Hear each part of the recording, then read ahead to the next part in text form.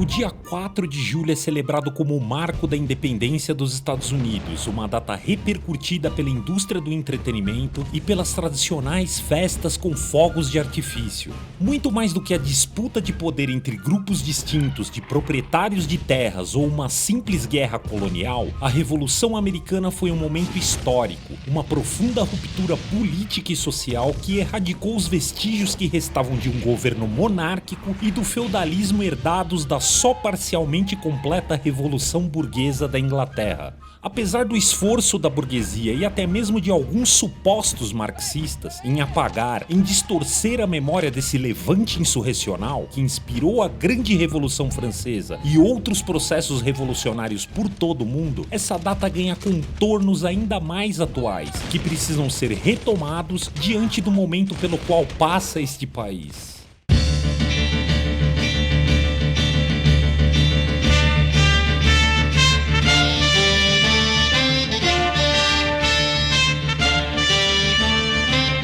Você está ouvindo o podcast da esquerda marxista.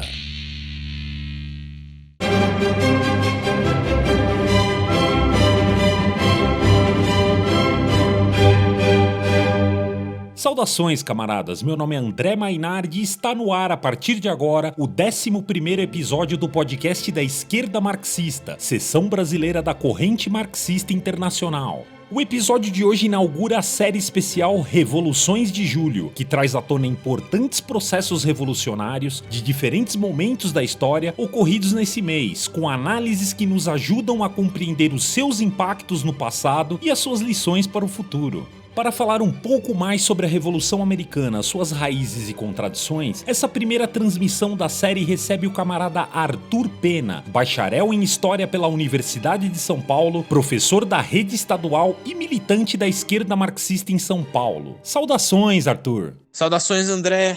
Saudações a todos os ouvintes. É um prazer te receber hoje aqui, camarada. Arthur, a Revolução Americana é uma história bastante complexa que tem meandros muito mais profundos do que aqueles que a gente aprende na escola ou lê nos grandes manuais. Ao contrário do que se convencionou dizer, ela não foi só uma simples guerra colonial e também não foi só uma disputa por terra entre grandes latifundiários. Para iniciar esse papo de hoje, nos dê um panorama geral de como funcionava a sociedade norte-americana nesse período e quais suas relações com a metrópole britânica e com o modo de produção que lá se apresentava. Bom, as estruturas sociais que existiam nas 13 colônias eram, assim como as de qualquer outro domínio colonial da época, estabelecidas para atender às diferentes necessidades econômicas e políticas da metrópole. Por exemplo, naquilo que viria a ser conhecido como América Latina, espanhóis e portugueses impuseram um sistema de exploração de recursos minerais e naturais, utilizando mão de obra escrava africana ou a servidão indígena, que permitisse a acumulação de lucros fáceis e rápidos para as metrópoles. Qualquer atividade econômica interna estava restrita à subsistência necessária para manter a mão de obra e a infraestrutura funcionando. Esse modelo ficaria conhecido como colônia de exploração. Por outro lado, nas 13 colônias, não foram estabelecidas apenas uma, mas duas formas de colonização. Enquanto que nos territórios do sul, da Virgínia e a Geórgia, foi estabelecido um sistema de exploração baseado em grandes propriedades, conhecidas em inglês como plantations, que utilizavam mão de obra escrava africana, ao norte se estabeleceram colônios que desejavam viver e trabalhar na terra para seus próprios interesses. Muitos desses colonos saíram da Inglaterra fugindo de perseguição religiosa, como, por exemplo, os puritanos, que chegaram na região onde hoje é a cidade de Providence, no estado de Rhode Island, a bordo do famoso navio Mayflower em 1607. Nessas colônias, a sociedade foi criada de acordo com o que existia na Inglaterra na época, onde a transição do feudalismo para o capitalismo já estava bem avançada. O comércio interno resultante levou ao surgimento de importantes cidades como Boston e Filadélfia. Nessas cidades surgiu uma importante elite comercial e também, mais tarde, manufatureira, que começou a desenvolver interesses econômicos próprios, distante daqueles da metrópole e do rei. Com o passar das décadas, a prosperidade econômica, que podia ser verificada em colônias como Massachusetts, Nova York, Pensilvânia, entre outras, faria com que uma parte dessa região, a região norte das 13 colônias, ficasse conhecida até os dias de hoje como Nova Inglaterra, dadas as enormes semelhanças entre essa região e a própria Inglaterra, principalmente de um ponto de vista econômico. É a presença desse modo de colonização, que não tem como objetivo primordial a exploração do território, e sim o povoamento dele, que vai diferenciar o destino das 13 colônias e mais tarde dos Estados Unidos do restante do continente americano. Arthur, em que momentos as massas de trabalhadores urbanos e rurais começam a tomar parte nessa insurreição? Quais são as suas reivindicações? Como eles se organizavam? Como foi essa história de povo em armas durante a Revolução? Bom, todos sabemos que a Guerra de Independência dos Estados Unidos, ou a Revolução Americana, como é mais correto chamá-la, foi um conflito revolucionário. Ou seja, não se tratou apenas de uma troca de poderes, ou simplesmente a criação de um novo país. Tratou-se da primeira revolução anticolonial vitoriosa. Contudo, assim como a Revolução Francesa anos mais tarde, a Revolução Americana não foi uma revolução popular. O que estava em questão na Revolução Americana era a independência da nascente burguesia americana, sobretudo nos estados do norte, das correntes do controle e do domínio do Império Inglês. Essa questão precisava ser resolvida. E também a eliminação dos resquícios do feudalismo impostos pela colonização inglesa no território americano. Ou seja, a Revolução Americana ela foi uma revolução burguesa e a primeira revolução burguesa da história. Mas assim como a Revolução Francesa, a Revolução Americana jamais teria sido bem sucedida se não tivesse sido capaz de colocar em movimento a maior parte da sociedade colonial da época. E para fazer isso, as elites coloniais que iniciaram o movimento se viram obrigadas a incluir nas suas demandas, além da independência política e econômica, a reforma agrária, o confisco das terras dos Tories, como já eram conhecidos os conservadores ligados à aristocracia na época. Foram obrigados a incluir o sufrágio universal para homens livres. Sem a inclusão dessas demandas, a Revolução Americana não teria sido capaz de mobilizar a população colonial na luta contra o domínio inglês. Somente graças ao envolvimento direto da população no conflito que a Revolução pôde triunfar. Afinal, a Inglaterra era muito mais poderosa do que os colonos em todos os aspectos, certamente também no militar. De fato, os colonos perderam a maior parte das batalhas campais que travaram ao longo dos 5 anos que durou o conflito. O que garantiu a vitória dos colonos, o que impossibilitou qualquer retomada do controle das 13 colônias por parte dos ingleses, não foi o talento militar de figuras como George Washington, que aliás era um péssimo general. Foi a população, que na época era majoritariamente rural, que se armou em massa, adotou táticas de guerrilha. O armamento em massa da população foi o que deu origem à famosa expressão em inglês Minuteman, que ao pé da letra quer dizer homem do minuto. Ou seja, eram homens que estavam permanentemente armados e preparados para enfrentar o inimigo, ou seja, foi a adesão por parte dos camponeses e dos trabalhadores urbanos à Revolução Americana que garantiu sua vitória final. Bom, sabemos que a França uniu forças em dado momento da guerra com o exército continental. Quais os interesses da França que precedem esse esforço e como isso irá impactar mais tarde na Grande Revolução Francesa? Bem, a França apoiou a luta dos colonos americanos contra os ingleses, principalmente devido à rivalidade que existia entre os dois países pela posse de colônias ao redor do mundo. Ambas as potências já disputavam há bastante tempo o domínio de territórios e de rotas marítimas que tinham sido abertos após séculos de colonização europeia por todo o mundo. A Guerra dos 7 Anos, lutada entre 1756 e 1763, foi o primeiro conflito verdadeiramente mundial do mundo. A Inglaterra triunfou. Depois da Guerra dos 7 Anos, estourou a Guerra de Independência dos Estados Unidos. E mesmo conscientes de que a maior parte das forças que haviam derrotado suas tropas na América do Norte e tomado as suas posições naquele continente eram compostas por homens das 13 colônias, os franceses não hesitaram nem por um minuto em apoiar os colonos contra Londres. Afinal, a independência da mais importante parte da América Inglesa significaria um enorme golpe aos seus rivais históricos, como de fato ocorreu.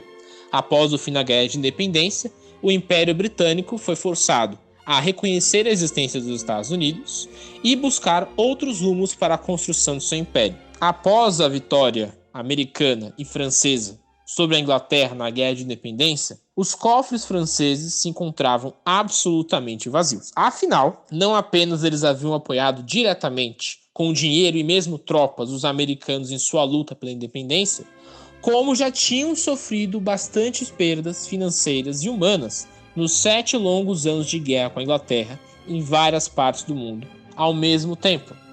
As reformas necessárias para garantir que os recursos estatais necessários para manter a máquina pública continuassem a chegar exigiriam o pagamento de impostos por parte de 2 setores da sociedade que até então estavam isentos do pagamento de impostos: a aristocracia e o clero. Após a reunião dos diferentes setores sociais chamados de estados na França, a aristocracia e o clero se negaram a contribuir com impostos.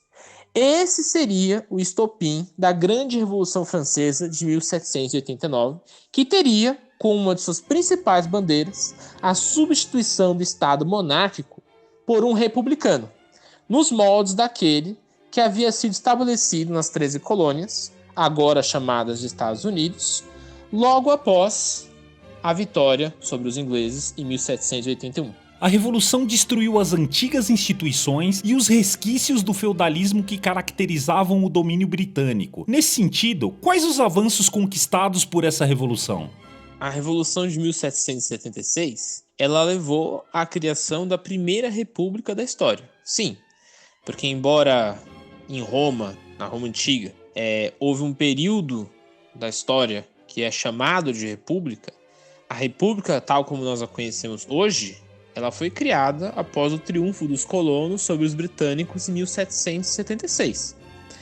O Estado republicano, esse que é dividido em 3 poderes, legislativo, executivo, judiciário, ele surge após a proclamação da independência dos Estados Unidos. E, na verdade, a república que surge em 1781, quando os americanos consolidam a independência, ela é, antes de tudo, o primeiro estado burguês surgido em toda a história. Sim, porque mesmo na Inglaterra, onde a transição do feudalismo para o capitalismo estava muito mais avançada, a aristocracia detinha o controle de boa parte do Estado. E mesmo nos dias de hoje, o Estado britânico continua, embora de forma apenas cerimonial, a manter resquícios do feudalismo. O primeiro Estado plenamente burguês é o Estado americano, que surge com o triunfo da Revolução Americana.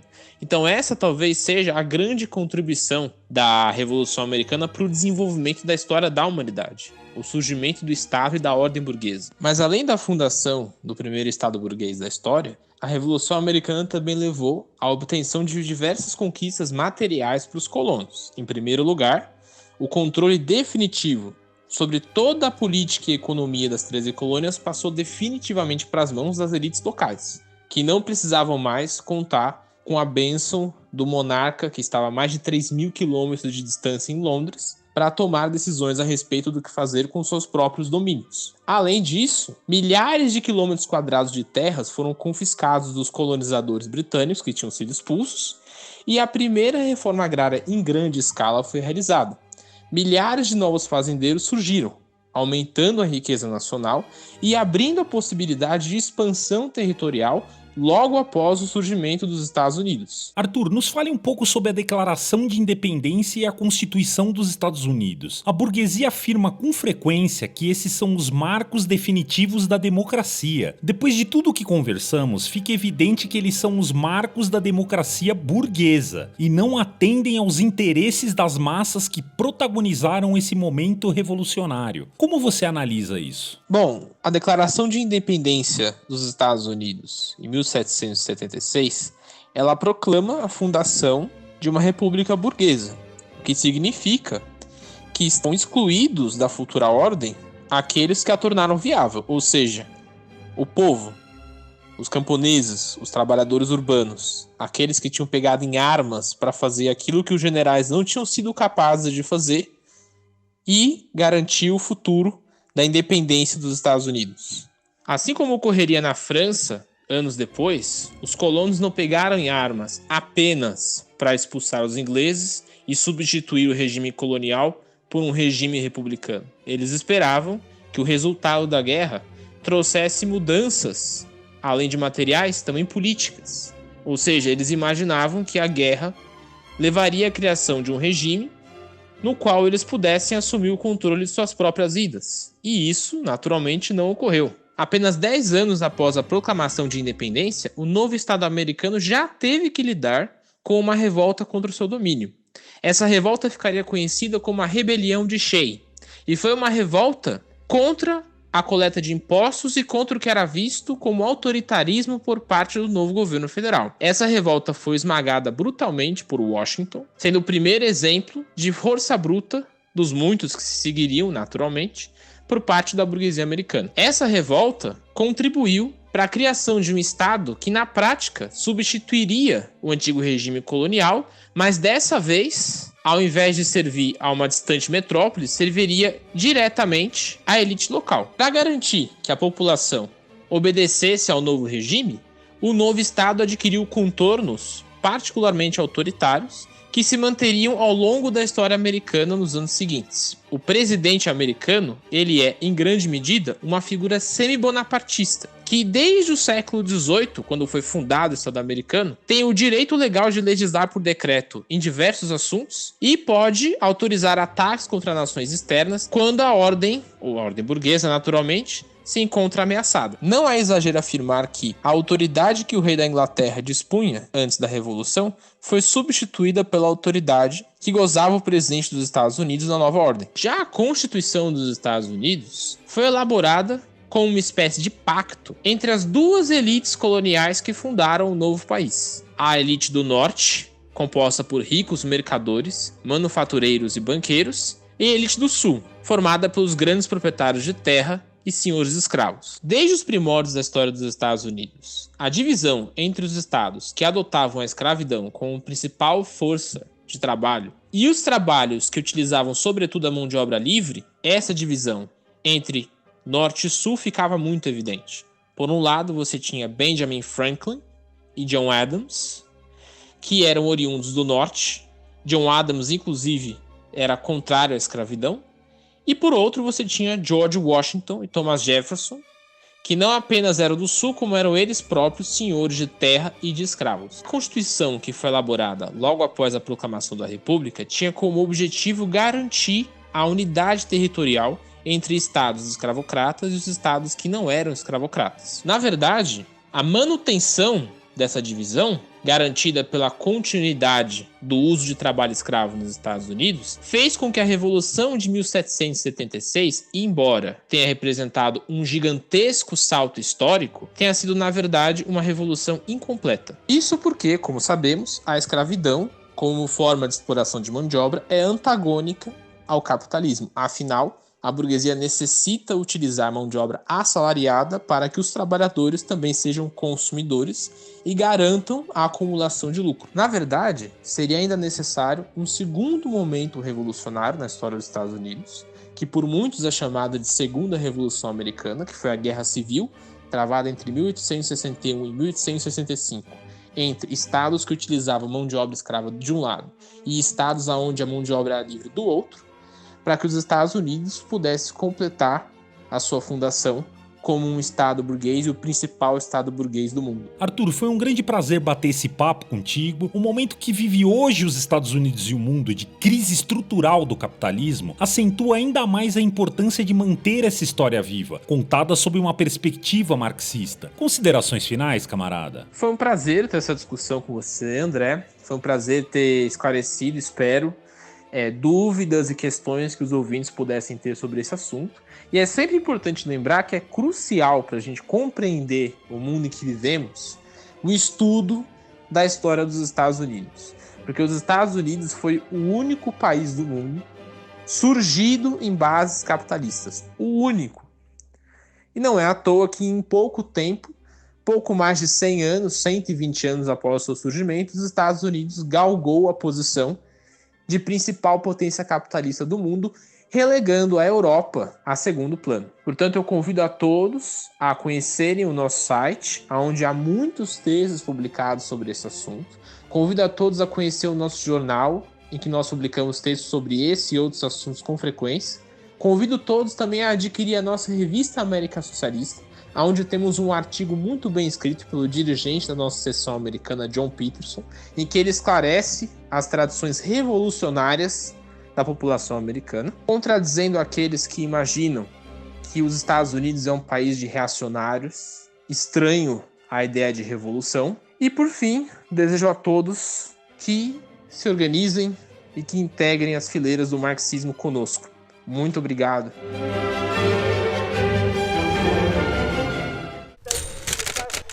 Nota do editor, com Evandro Cousani. Na 9ª edição especial online do jornal Foice Martelo, nós trazemos como manchete os anjos caídos que assombram Bolsonaro, e no editorial dessa semana trazemos a resolução política aprovada pelo Comitê Central da Esquerda Marxista, que explica o nosso combate pelo Fora Bolsonaro e as tarefas da organização revolucionária na crise atual. Além disso, fazemos um apanhado do aumento dos casos de Covid-19 pelo Brasil, mostrando que os governos estaduais, municipais e federal estão unidos em defesa da burguesia e contra os trabalhadores. Na pauta internacional, apresentamos matérias sobre o México e o Chile, onde explicamos os desdobramentos da crise sanitária e da crise econômica e a resposta da classe trabalhadora a essa situação. E também apresentamos um texto teórico, que é uma continuidade da análise apresentada na última edição, sobre a relação dos reformistas, o papel dos reformistas durante a ditadura militar brasileira instaurada a partir do golpe de 1964. O jornal Foice Martelo é um jornal independente, totalmente financiado pelos seus apoiadores, pelos militantes da esquerda marxista, por aqueles que assinam e adquirem as edições que estão saindo agora inteiramente online. Então nós convidamos a todos aqueles que ainda não são assinantes do jornal para que conheçam ele, leiam as matérias que estão abertas para todos e que possam, a partir da assinatura, desfrutar de todo o conteúdo exclusivo para os assinantes. Bom, estamos chegando ao final de mais um episódio. A trilha sonora que nos acompanhou durante toda a transmissão de hoje foi composta com algumas das sinfonias parisienses de Franz Joseph Haydn.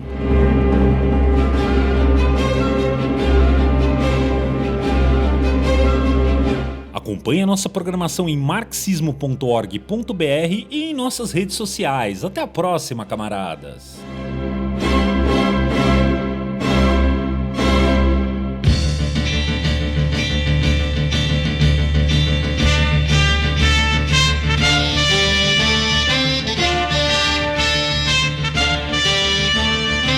Você ouviu o podcast da Esquerda Marxista.